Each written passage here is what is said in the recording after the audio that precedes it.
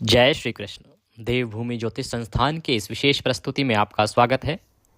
आज के वीडियो का हमारा विषय रहेगा कि सूर्य भगवान को जो आप अर्घ्य देते हैं इसका शास्त्रीय नियम क्या है। इससे संबंधित अनेकों प्रश्न हमारे पास आपके आए हैं। व्हाट्सएप पे आपने पूछा, कमेंट करके पूछा, खरमास के वीडियो पे आपने बहुत सारे ऐसे कमेंट्स किए, पंडित जी खरमास में तो विशेष पूजा करनी है, तो सूर्यदेव को अर्घ्य कैसे देना चाहिए, सूर्यदेव को अर्घ्य देते समय क्या मंत्र बोलना चाहिए, अर्घ्य देने का सही समय क्या है, शास्त्रों में क्या लिखा है, आप बताइए एक बार। बहुत सारे लोगों ने पूछा कि परिक्रमा कितनी करनी चाहिए, सूर्य को अर्घ्य देने का जो मुहूर्त होता है वो क्या होता है, इसका फल क्या होता है, कौन कौन लोग हैं जो सूर्य को अर्घ्य दे सकते हैं, किसे सूर्य को अर्घ्य नहीं देना चाहिए, क्या हम सूतक में भी सूर्य को अर्घ्य दे सकते हैं क्या। ऐसे अनेकों प्रश्न आपके हमें प्राप्त हुए और उन सभी प्रश्नों के उत्तर आज के इस वीडियो में आपको प्राप्त होंगे। संपूर्ण जानकारी सूर्य अर्घ्य के विषय में आपको प्रदान की जाएगी। आप सभी जानते हैं कि जानकारी हम संपूर्ण शास्त्रीय देते हैं, जहां आपको बताते हैं कि किस पुराण में कहाँ क्या वर्णन मिलता है और उसके अनुसार आपको संपूर्ण जानकारी प्राप्त होती है। हमारा उद्देश्य है कि आपको सही जानकारी और सही ज्ञान प्राप्त हो, जिससे कि सनातन के विस्तार में आप सहायक सिद्ध हो सकें। तो आइए जानकारी आरंभ करेंगे। आपसे निवेदन है कि वीडियो यदि थोड़ा सा भी उपयोगी लगे तो कृपया एक बार लाइक अवश्य कीजिएगा और जितना हो सके इसे शेयर कीजिएगा, क्योंकि भ्रामक जानकारी वाले वीडियो बहुत तेजी से सर्कुलेट होते हैं। इस कारण से सही जानकारी पहुंच नहीं पाती लोगों के पास और इसीलिए हमारे सनातन धर्म की बहुत सी कुरीतियां जो हैं बढ़ जाती हैं। सही शास्त्रीय जानकारी वाला वीडियो है तो कृपया इसे जितना हो सके फॉरवर्ड कीजिए लोगों को, ताकि पता लगे कि सही विधि क्या है, नियम क्या है और हमारा जो यह हिंदू धर्म है, सनातन धर्म है, यह दिनों दिन आगे बढ़ता रहे। सूर्यदेव की कृपा प्राप्त करने के लिए कमेंट बॉक्स में अवश्य लिखिएगा जय सूर्यदेव। भगवान सूर्यदेव की कृपा से आपके जीवन के सभी दुखों का अंत होगा, आपके चेहरे पर सूर्य के समान एक तेज उत्पन्न होगा और आप जीवन में सदा उच्च स्थान प्राप्त करेंगे। आप देख रहे हैं देवभूमि ज्योतिष संस्थान का प्रतिष्ठित यूट्यूब चैनल देवभूमि धार्मिक। हम यहाँ पर सभी व्रत और त्योहारों की सही शास्त्रीय जानकारी प्रदान करते हैं। ज्योतिष शास्त्र और पंचांग के आधार पर आपको बताते हैं कौन सी तिथि कब है, व्रत आदि कब करना है, क्या विधि है, क्या नियम है और क्या गलती नहीं करनी है। यदि आप सभी व्रत और त्योहारों की सही शास्त्रीय जानकारी पाते रहना चाहते हैं तो कृपया चैनल को सब्सक्राइब कीजिए और बेल आइकन को प्रेस कीजिए। आइए प्रिय दर्शकों, जानकारी आरंभ करते हैं। बात करते हैं सूर्य को अर्घ्य देने संबंधित आपके सभी प्रश्नों की संपूर्ण जानकारी। प्रिय दर्शकों, हम बात करेंगे कि सूर्यदेव को कैसे जल देना चाहिए, कहाँ जल देना चाहिए, किस पात्र से जल देना चाहिए आदि। हमारे शास्त्रों में लिखा है, पुरुषोक्त में वर्णन आता है कि चंद्रमा मनसो जातः चक्षो सूर्यो अजायतः श्रोत्राद्वायक्ष प्राणश्च मुखादग्निरजायतः। प्रिय दर्शकों, हमारे शास्त्रों में सूर्यदेव को इस संसार की आँख कहा गया है, नेत्र कहा गया है। भगवान शंकर का तीसरा नेत्र के रूप में भी भगवान सूर्यदेव को ही स्थापित माना जाता है कि भगवान शंकर के जो तीसरे नेत्र हैं वह भगवान शंकर ही हैं। वहीं इस सृष्टि में यदि कोई प्रत्यक्ष देव है, प्रत्यक्ष देवता अगर कोई है तो कहा जाता है प्रत्यक्षम सूर्य देवता। केवल प्रत्यक्ष देवता एक ही है, वो है सूर्य देवता। बाकी सब अप्रत्यक्ष देवता हैं। अगर कोई भी भगवान हमें प्रत्यक्ष दिखाई देते हैं तो वो केवल और केवल सूर्य देव ही हैं। दर्शकों, सनातन धर्म में जो उपासना कही गई है, प्रतिदिन पूजन जिसमें आप कहते हैं, तो पंचदेव कही गए हैं और पंचदेवों की पंच उपासना कही गई है। श्री गणेश उपासना, शिव उपासना, विष्णु उपासना, आदिशक्ति उपासना और पांचवी है सूर्यदेव उपासना। हमारे जो शास्त्र हैं वहाँ साफ साफ लिखा है कि रविर विनायकश् चंडी ईशो विष्णुस्तथैव चम अनुक्रमेण पूज्यन्ते व्युत्कर्मे तु महत्वहम्। अर्थात आप जब भी किसी देवता का पूजन करें, किसी भी देवता का पूजन करें, उसमें सूर्य की उपासना बहुत आवश्यक है। सूर्य की उपासना से ही आपको अन्य सभी देवी देवताओं का पूजन प्रारंभ करना पड़ता है। इसीलिए शास्त्रों में और धर्म में सूर्य भगवान की महिमा सर्वोपरि और उत्तम बताई गई है।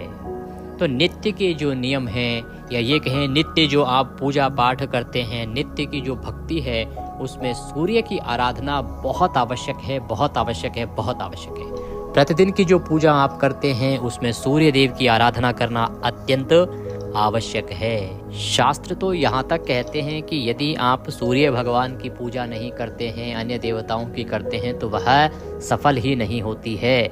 जब तक आप सूर्य भगवान की पूजा नहीं करेंगे, अन्यत्र देवताओं की पूजा पूर्ण फल देने वाली नहीं है। अतः जो प्रत्यक्ष हैं, पहले उनका पूजन आपको अवश्य करना चाहिए। उसके बाद बाकी जो देवी देवता हैं उनका नित्य नियम अनुसार आप पूजन कीजिए, यह कल्याणकारी होता है। शास्त्र तो यहाँ तक कहते हैं कि हमें नित्य तो सूर्य भगवान की पूजा करनी चाहिए ही चाहिए, साथ ही उनको अर्घ्य भी अवश्य ही देना चाहिए। सूर्य भगवान को अर्घ्य देने की बात यहाँ पर इसलिए आती है क्योंकि जो अन्य देवी देवता हैं ना, उनकी पूजा, उनकी उपासना करके, उनका पाठ पढ़ के, उपासना करके, मंत्र जप करके, इस प्रकार से हम भक्ति करते हैं, उनकी उपासना करते हैं। सूर्य भगवान की जो पूजा है वो अर्घ्य के द्वारा ही होती है। उनकी पूजा का एक सर्वोपरि जो तरीका है वो अर्घ्य है। सूर्य देव को अर्घ्य प्रिय है।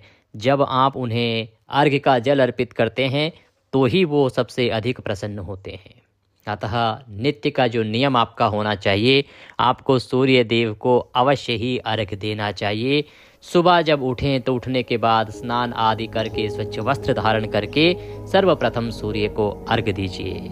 हमारे शास्त्रों में तो सूर्य भगवान के विषय में कहा है कि सूर्य भगवान को आपको नित्य और सदैव अर्घ्य देना चाहिए। ऐसा कोई दिन आना ही नहीं चाहिए जिस दिन आप सूर्य भगवान की उपासना ना कर सकें। हमारे शास्त्रों में कहा गया है कि प्रातः संध्यावसाने तु नित्यम सूर्यम समर्चयेत। हर प्रत्येक दिन आपको सूर्य भगवान की उपासना अवश्य करनी चाहिए। हमारा शास्त्र कहता है कि सूतक के समय भी आप सूर्य भगवान की उपासना ना छोड़ें। सूतक के समय भी आप सूर्य भगवान की उपासना कर सकते हैं। तो कैसे करेंगे? यद्यपि उसको मानसिक पूजन के रूप में कहा है। आचार्य भूषण की अगर आप बात करें, जो ग्रंथ आता है उसमें, शास्त्रों का ग्रंथ है, उसमें साफ साफ लिखा है इसके विषय में, सूतकेतु सावित्र्यांजले प्रक्षिप्य प्रदक्षिणम कृत्वा सूर्यम तथा ध्यायन नमस्कुर्यात पुनः पुनः। अर्थात घर के अंदर यदि कोई मरण शौच आए, चाहे जनन शौच आए, अर्थात या कोई बालक जन्म ले या किसी की मृत्यु हो जाए, तो उस सूतक की अवस्था में देव पूजन तो आप नहीं कर सकते, लेकिन मानसिक रूप से आप सूर्य की आराधना कर सकते हैं। सूतक के समय भी मानसिक रूप से मन में विचार कीजिएगा। मनसः परिकल्पयामि, मन में विचार कीजिए, परिकल्पना कीजिए कि आप सूर्य भगवान के दर्शन करके हाथों में आपके जल का लोटा है और आप उन्हें अर्घ्य दे रहे हैं। इस प्रकार से मानसिक पूजन आपको करना चाहिए। इस प्रकार से आप जो आप नित्य देते थे आप अर्घ्य सूर्य देव को, उसी प्रकार से आपको अर्घ्य देते रहना चाहिए। इससे आपका जो नियम है ना नित्य का, वो छूटना नहीं चाहिए। और उसके लिए इस प्रकार से अगर कभी भी सूतक आए तो ये विधि आप पूजा के लिए अपनाइए सूर्य भगवान की। अब बात आती है कि हमें सूर्य भगवान को जल कहाँ देना चाहिए, किस स्थान में हमें जल देना चाहिए। तो इसके विषय में शास्त्रों में साफ साफ लिखा है कि परजलेषु अर्घम प्रदातव्यम जरा भावे शुचस्थले संप्रोक्षः वारणा सम्यक ततो अर्घम तो प्रदापयेत। अग्निस्मृति ग्रंथ है, इसमें इसके विषय में साफ साफ लिखा हुआ है। कहते हैं कि सूर्य भगवान को अगर आप अर्घ्य दे रहे हैं तो किसी जलाशय के पास जाकर आपको सूर्य को अर्घ्य देना चाहिए। कहीं आसपास जलाशय हो, गंगा के तट पर, किसी नदी के तट पर आपको सूर्य भगवान को अर्घ्य देना चाहिए। अब नदी ना हो तो आप नहर के नज़दीक जाइए। अब जो लोग शहरों में रहते हैं और गाँव में भी हर जगह नदी नहीं है, तो आप कहेंगे कि फिर क्या करें? तो ऐसे में शास्त्र कहते हैं कि आप किसी शुद्ध भूमि में जाकर सूर्य भगवान को अर्घ्य दे सकते हैं। अब शुद्ध भूमि क्या? जैसे आपके आसपास मंदिर है तो आप मंदिर में जाइए और वहाँ जाके सूर्य देव को अर्घ्य दीजिए। ये बड़ा उत्तम स्थान होता है। अब आप कहेंगे जी हमारे आसपास तो मंदिर भी नहीं है, या मंदिर बहुत दूर है, या आप जा नहीं सकते, तो क्या करें? तो शास्त्र कहते हैं कि तब आप अपने ही घर में अर्घ्य दे सकते हैं, जहाँ से आपको सूर्य देव दिखाई देते हों।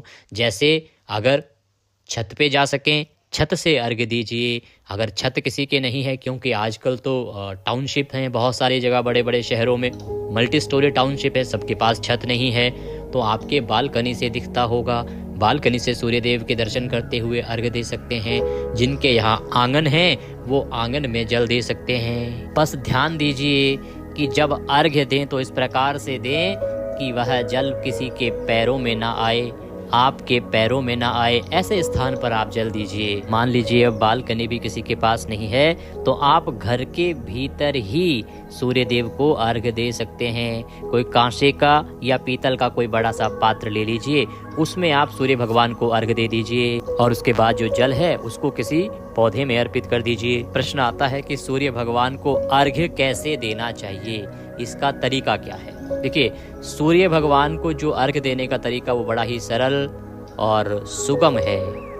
हमें केवल विधान पे ध्यान देना चाहिए। जो हमारा जो नियम बना है ना, विधान का पालन आवश्यक है। केवल ये नहीं कि हाँ पंडित जी ने बोला है जी सूर्य देव को अर्घ्य देना है तो बस जैसे मर्जी दे दीजिए। जो विधान बना है सूर्य अर्घ्य का, उसके अनुसार आपको अर्घ्य देना चाहिए। विधि विधान का पालन आवश्यक है। देखिए, शास्त्र कहते हैं कि कराभ्याम तोयमादाय गायत्र्या चाभिमंत्रितम आदित्याभिमुखस्थितम स्त्रीः क्षिपेत संध्यायो द्वयोः। इसका अर्थ ये होता है कि जब आप सूर्य भगवान को अर्घ्य दें तो आपके जो दोनों हाथ हैं उनकी अंजलि के माध्यम से आपको अर्घ्य देना चाहिए। दोनों हाथों की अंजलि बना देते ना, दोनों हाथ जोड़ के और अंजलि बनाई जाती है। जैसे आपने कभी देखा होगा, गंगा कोई नहाने जाता है तो वहाँ अर्घ्य कैसे देते हैं? दोनों हाथों को जोड़ के और अंजलि से अर्घ्य देते हैं। तो इस प्रकार से अंजलि बना के अर्घ्य देना चाहिए। शास्त्र ये भी कहता है कि जो आपकी तर्जनी है ना, तर्जनी जिसको कहते हैं हम इंडेक्स फिंगर कहते हैं, और जो आपका जो अंगूठा है, इन दोनों का आपस में यदि स्पर्श हो जाए, इनका स्पर्श हो जाए तो वो जो अर्घ्य दिया जाता है वह निश्चित ही असफल चला जाता है। तो इनका स्पर्श नहीं होना चाहिए। अगर यह तर्जनी और अंगुष्ठ अगर स्पर्श करते हैं तो वह एक प्रकार की राक्षसी मुद्रा है जो हमारे शास्त्रों में कही गई है। इसके विषय में शास्त्रों में वर्णन भी आता है। शास्त्रों में वर्णन आता है कि मुक्त हस्तेन दातव्यम मुद्राम तत्र न कार्येत तर्जन्य अंगुष्ठ योगेन राक्षसी मुद्रिका स्मृता। राक्षसी मुद्रिका अर्घ्येण ततोयम रुधिरम भवे। और आप तर्जनी और अंगुष्ठ को जोड़कर सूर्य को अर्घ्य देते हैं तो वह राक्षसी मुद्रा कहलाती है। और जब आप उस राक्षसी मुद्रा में सूर्य को अर्घ्य देते हैं तो वह रुधिर के समान माना जाता है कि आप रुधिर से भगवान को, खून से भगवान को अर्घ्य दे रहे हैं। इसीलिए सदा नियम का ध्यान रखें। आपकी जो तर्जनी और अंगूठा है ना, उसको जोड़ के अर्घ्य नहीं देना चाहिए। अंगूठे को हटा के और फिर अंजलि से आपको अर्घ्य देना चाहिए। तो ये जो वर्णन आया ये तो आया जब आप जलाशय से अर्घ्य दे रहे हैं, तो वहीं से अंजलि में जल भरा और आपने अर्घ्य दे दिया। अब अधिकतर लोग तो घर पे देते हैं ना, लोटे से अर्घ्य देते हैं। अब उसके लिए विधि जानते हैं कि लोटे से जो अर्घ्य देते हैं उनको कैसे अर्घ्य देना चाहिए। तो उसमें भी आपको क्या करना है कि लोटे को आगे की जो उंगलियां हैं ना उन्हीं से पकड़ना है, अंगूठे का स्पर्श नहीं होना चाहिए। लोटे पर अंगूठे का स्पर्श नहीं होना चाहिए। इसी प्रकार से सावधानी के साथ आपको सूर्य भगवान को अर्घ्य देना चाहिए। अगर अंगूठा स्पर्श हो रहा है तो वह अनुचित है। यह विधान है, यही तरीका है सूर्यदेव को अर्घ्य देने का। अब अगले प्रश्न की ओर बढ़ते हैं कि सूर्य भगवान को अर्घ्य किससे देना चाहिए। अर्थात आपको तांबे के लोटे का प्रयोग करना चाहिए, पीतल के लोटे का प्रयोग करना चाहिए या कांसे के लोटे का प्रयोग करना चाहिए। हमारे शास्त्र कहते हैं कि ताम्र प्रियः रविः, अर्थात भगवान सूर्य को तांबा जो है वो अति प्रिय है। तो अगर आप तांबे के लोटे से सूर्य भगवान को अर्घ्य दे सको तो यह सबसे उत्तम है। और जब आप तांबे के लोटे से सूर्य भगवान को जल दे रहे हो ना, तो उसमें थोड़ा सा गंगा जल डाल लो तो वो बहुत अच्छा हो जाएगा। थोड़ा सा गंगा जल ना हो तो शुद्ध जल ले लीजिए, कोई बात नहीं। उसमें थोड़ी सी अगर आप रौली डाल सकें या फिर लाल रक्त चंदन अर्थात जो लाल चंदन आता है वह डाल लीजिए, वो ना हो तो रौली डाल लीजिए, अक्षत डाल लीजिए और लाल रंग का पुष्प, रक्त पुष्प कहते हैं उसको, रक्त पुष्प अगर आपके पास हो तो वह उसमें डाल लीजिए और उससे आप अर्घ्य दीजिए। क्योंकि हमारे शास्त्रों में लिखा है कि गंधाक्षत पुष्प युक्तानि त्रिण्यार्घाणि दद्यात। गंध, अक्षत, पुष्प आदि को डालकर सूर्य भगवान को अर्घ्य देना चाहिए। अब बात आती है कि अर्घ्य हमें देना कितनी बार चाहिए, अर्थात क्या एक ही बारी में हमने ऐसे अर्घ्य दिया और उसी से क्या पूर्ण हो जाता है क्या? क्योंकि अधिकतर लोग यहाँ गलती करते हैं। आप लोटे से जल लेते हैं और एक ही बार में पूरी धार छोड़ के पूरा खत्म, ऐसे ही करते हैं ना सभी लोग। ये गलत है, हमारे शास्त्र कहते हैं गलत नहीं, ऐसे नहीं।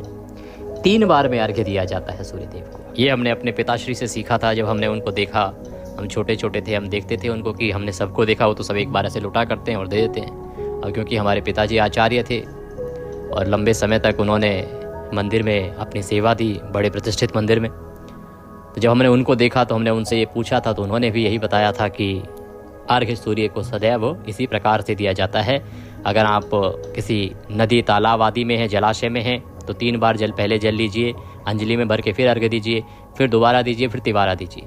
जब आप लोटे से जल अर्घ्य दे रहे हैं तो रुक रुक के दीजिए। पहले लोटे से अर्घ्य दीजिए, फिर रुक जाइए, फिर अर्घ्य दीजिए, फिर रुक जाइए और फिर तीसरी बार में उसको पूर्ण कीजिए। यह शास्त्रीय विधान है सूर्य को अर्घ्य देने का। आप में से बहुत से जो हमारे पुराने दर्शक हैं वो जानते हैं कि मेरी 4 पीढ़ियाँ इसी पांडित्य कर्म में बीती हैं। इसीलिए मेरे पास सैकड़ों वर्ष पुराने जो ग्रंथ हैं, जो अब विलुप्ति के कगार पे, हम तो मिलते भी नहीं हैं, बहुत से पुराण महात्म में वो सब उपलब्ध हैं, मेरे पूर्वजों की देन है। और वहीं से मैं आपको बहुत अच्छी जानकारियाँ जो हैं वो उन पुराणों से प्रदान करता हूँ। तो हम अर्घ्य की बात कर रहे थे। शास्त्र कहते हैं कि त्रीणि अर्घ्यानि दद्यात, 3 बार आपको सूर्य भगवान को अर्घ्य देना चाहिए। तो अब जो आपके मन में अगर ये प्रश्न था कि भाई क्या हमें बार बार लोटे में जल भरना पड़ेगा, तो मैंने आपको पहले ही साफ किया है कि आप एक ही बार जल भरिए और रुक रुक के जल दीजिए। हमारा जो सिंधु धर्मशास्त्र है उसमें वर्णन आता है कि अशव आदित्यो ब्रह्मेति प्रदक्षिणम भ्रमण जलम सिंचेत। ये बताता है कि पहले आप सूर्य भगवान को जल दीजिए, रुक जाइए, फिर एक परिक्रमा कीजिए, फिर पुनः जल दीजिए, फिर रुक के परिक्रमा कीजिए, फिर जल दीजिए और फिर परिक्रमा करके सूर्य को नमस्कार कीजिए। इस प्रकार से 3 बार जल आपने देना है। अब बात करते हैं कि सूर्य भगवान को अर्घ्य देना कैसे है, क्योंकि आपने देखा होगा बहुत सारे लोग जो हैं वो सर के ऊपर लोटा ले जाते हैं, फिर वहाँ से अर्घ्य देते हैं। कुछ लोग एकदम नीचे बैठ के और फिर अर्घ्य देते हैं। तो शास्त्रीय विधान क्या कहता है, शास्त्र क्या कहते हैं? प्रिय दर्शकों, शास्त्र कहते हैं कि यदि आप भोर के समय जब लाल सूर्य है ना, उस समय सूर्य भगवान को अर्घ्य दे रहे हैं, तो आपको अर्घ्य देने के लिए थोड़ा झुक जाना चाहिए। प्रातः काल का बड़ा ही नम्र स्वभाव का कोमल सूर्य उदय हो रहा है, तो आपको थोड़ा सा अपने को झुकाएं और अपनी छाती के सामने लोटे को रखें और उसके बाद ही सूर्य भगवान को आप अर्घ्य दीजिए। उसके बाद अगर आप अर्घ्य दे रहे हैं तो मस्तक से ऊपर ले जाकर अर्घ्य दीजिए। वास्तव में जो समय है वो भोर का समय है सूर्य को अर्घ्य देने का। जब सूर्यदेव लाल अवस्था में होते हैं उस समय आपको अर्घ्य देना चाहिए और लोटे को अपने से नीचे रखना चाहिए, अर्थात ऐसे थोड़ा सर को झुका के, थोड़ा सा झुक के, और फिर आप सूर्य भगवान को अर्घ्य दीजिए। यह सर्वोत्तम तरीका कहा गया है। अब प्रश्न आता है जी कि कई बार सूर्य भगवान दिखाई नहीं देते, अब तो सर्दी का समय है या कई बार मानसून का समय, बरसात का समय, तो भी सूर्य भगवान दिखाई नहीं देते, तो उस समय क्या हमें अर्घ्य देना चाहिए कि नहीं? सूर्य भगवान दिखाई दें या ना दें, सूर्योदय के बाद, जो सूर्योदय का समय है उसके बाद उनको आप कभी भी अर्घ्य सुबह सुबह दे सकते हैं। उनके दिखाई देने की आवश्यकता नहीं है, केवल पूर्व की ओर मुख करके और आप उन्हें अर्घ्य दीजिए।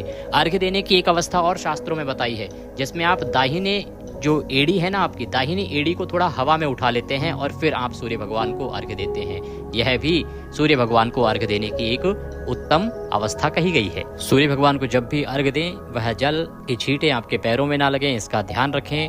और अगर आप अपने घर में जल दे रहे हैं तो उसके लिए एक पात्र भी प्रयोग कर सकते हैं। एक कोई बड़ा सा पात्र ले लीजिए, या तो तांबे का या पीतल का या मिट्टी का ले लीजिए, उसमें भी आप खड़े होकर अर्घ्य दे सकते हैं। और उसके बाद वह जल किसी पौधे में जब अर्पित करेंगे तो ध्यान दीजिएगा तुलसी के पौधे में वह जल नहीं जाना चाहिए। अब बात करते हैं कि सूर्य भगवान को जब आप अर्घ्य देंगे तो किस मंत्र से सूर्य भगवान को अर्घ्य देना चाहिए। ओम एहि सूर्य संस्त्राशो तेजो राशो जगतपते अनुकंपे माम भक्त्याम ग्रहणाम दिवाकरः।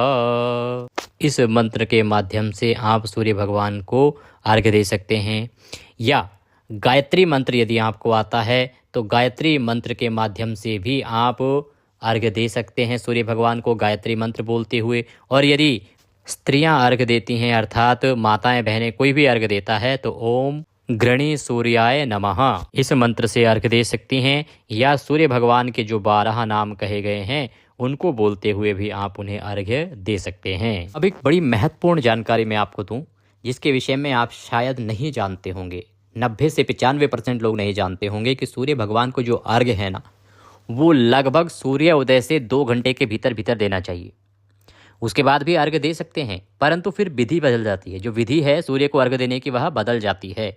अगर 2 घंटे के बाद, सूर्योदय के 2 घंटे के बाद आप जल दे रहे हैं तो उसके बाद आपको एक प्रायश्चित अर्घ्य भी देना पड़ता है। अगर शास्त्रीय नियम की बात करें तो शास्त्रों में साफ साफ लिखा है, वशिष्ठ स्मृति से मैं आपको बता रहा हूं कि कालातिक्रमणे चैव त्रिसंध्यमपि सर्वदा चतुर्थ अर्घ्यम प्रकुर्वित भानुर्व्याहति संपुटम। अर्थात अगर आप अतिक्रमण अर्थात समय से आगे चले जाते हैं तो आपको एक अर्घ्य और देना चाहिए जिसे हम प्रायश्चित अर्घ्य कहते हैं। फिर आपने 4 अर्घ्य देने हैं, कुल मिला के 4। 1 लोटा भर लीजिए और सूर्य भगवान को अर्घ्य दीजिए और फिर बाकी के 3 अर्घ्य सूर्य भगवान को अर्पित करने चाहिए।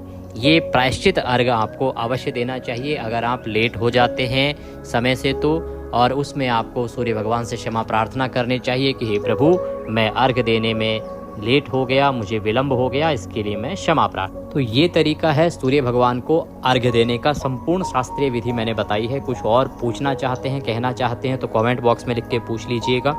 इसके अतिरिक्त आप हमारे व्हाट्सएप नंबर पर अवश्य जुड़ जाइए, व्हाट्सएप ग्रुप में जुड़ जाइए, क्योंकि बहुत से ऐसे प्रश्न होते हैं जिनकी जानकारी मैं व्हाट्सएप ग्रुप में बड़ी आसानी से दे देता हूँ।